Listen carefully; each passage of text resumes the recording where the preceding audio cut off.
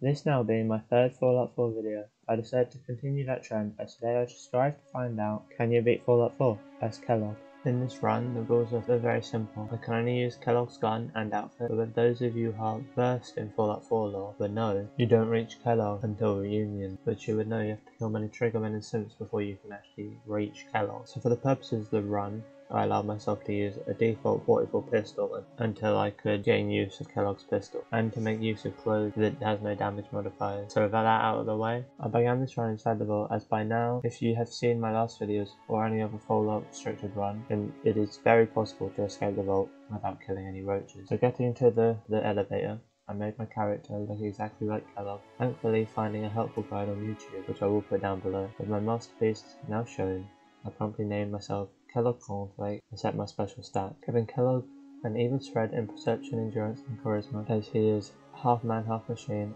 and is a very charismatic psychopath. The first thing I did was use the I'm Special book to bump up my perception so that I could grab the refractor perk. I then ran down to the water pump outside Sanctuary and grabbed my pistol. Now with that out of the way, the more astute among you would realise that ammo for the 44 pistol is fairly hard to come by in the early game. I can assure you, however, I have a fix for that, because I am better! Now making my way to the Drumlin Diner, I immediately began convincing both Wolfgang and Simone they did not need heads anymore. I then leveled up, putting my first point into Gunslinger, as that would help push more damage out of the 44 pistol. From there I pushed forward, with not much in my path to my plan from before. Many of you may or may not know about the NPC's existence, me being one who did not, but once I searched up vendors of 44 ammo on Google, he was the first to come up. Luckily, being right outside Demon City, Eleanor, who was the real MVP of the run, gave me over 90 rounds each barter, having looted and scavenged everything I could. Up to this point, I naturally bought it all, furthermore waiting for us to restock multiple times. I now had an ample supply of ammo for the rest of the run. I will not be mentioning her again, but just so you know, every time my ammo count goes back up, this is what I was doing.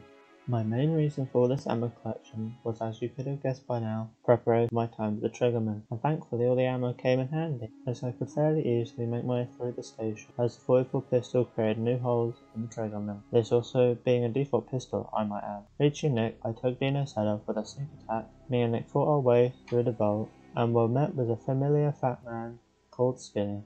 Him being nothing to write home about, as Nick was the one to kill him as I focused on Dahl and the two Triggermen. Leveling up again, I put a point into Refractor, needing it for the sense within Fort Hagen, due to my lack of protection. When I met to Diamond City, I stole the house key of the mayor, looked around the house, and then I and Dogmeat went on the way to the fort. I told my dog friend to leave, and he was never seen again. Inside, I was met with my doppelganger over the intercom. Fighting my way through the simps was not much of a challenge due to the refractor perks and the usefulness of the 44 pistol. However, the simps were much more tough than usual, at least it seemed that way. Finally coming face to face with my twin, I momentarily had a conversation with him. Fuck you, Kellogg. Let him go. Your time's done. Your son is exact.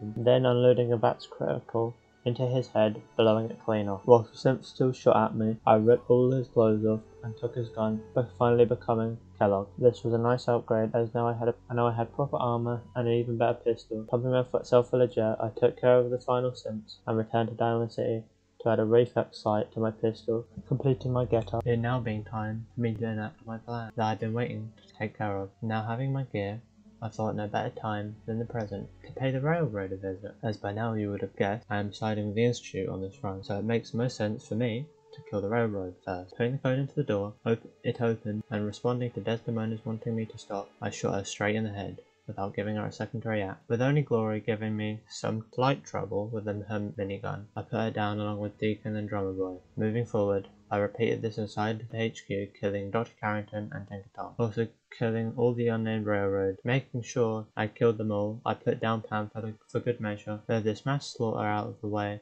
I decided I should go procure my way inside the Institute by going back to Concord in sight of the Minutemen's help. I thought of the raiders in and outside the museum, them being early level, they were pushovers. And now I made my way up to Preston, talking to him about his raider problem. I went back down to the stairs and out the front door, where the Brotherhood were already taking care of the raiders. Spawning the Deathclaw, he did some serious damage to me, so I ran and hid. The Brotherhood, however, took care of him. Kellogg not being one to be outdone, I decided to take out the Brotherhood members who were helping me, which I can say was painful.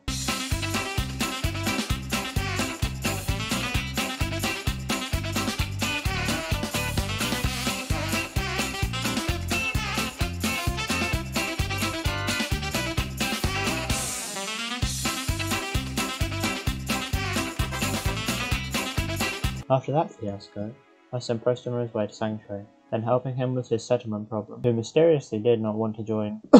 I now have my way into the Institute. Now back to the main story. I got to have fun walking around my own memories to remember that it was indeed a teleportation device. Getting out of the memories, I went on through the glowing sea to Virgil, who told me of the plans and I needed a courser. Now onto Green Tech, I evaporated all the gunners in my way, only having trouble with the one who wields the rocket launcher, as he proceeded to evaporate me. I did eventually take him out, with a combination of duck and cover and a lot of luck with a well-placed shot. Finally reaching the courser, I pumped myself full of cypher and jet, and blew his head clean off, with expert precision. Ripping the chip from his skull, I went to the Railroad HQ, decoded the chip for myself, got the plans from Virgil, and proceeded to build the teleport with the help of Sturge.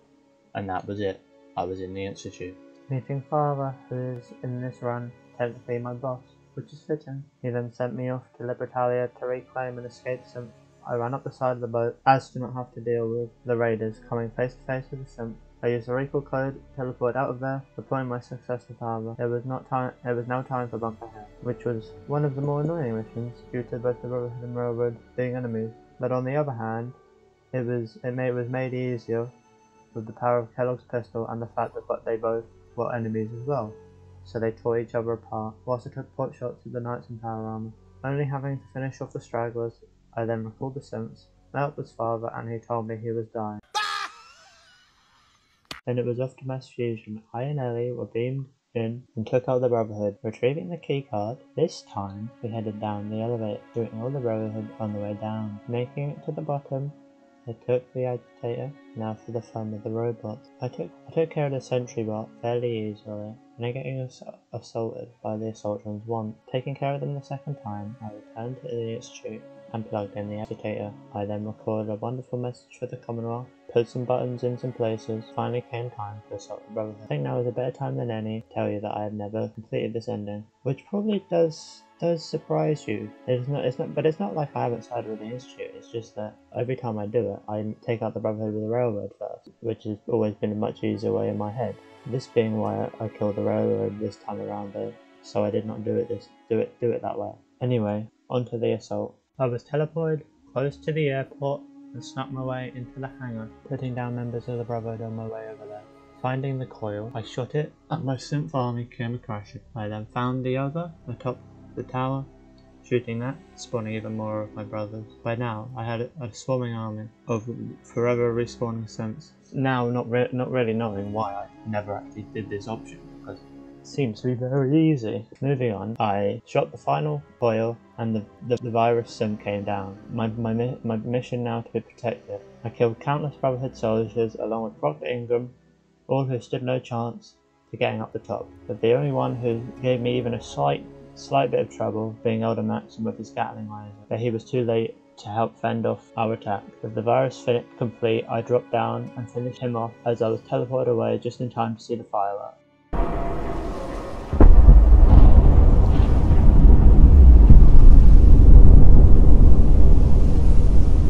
With that, I returned to Sean, he died, and I proved that you can in fact be Fallout 4 as Kellogg. If you enjoyed, consider subscribing and liking. If you have any suggestions for future runs, leave a comment down below. For now, goodbye.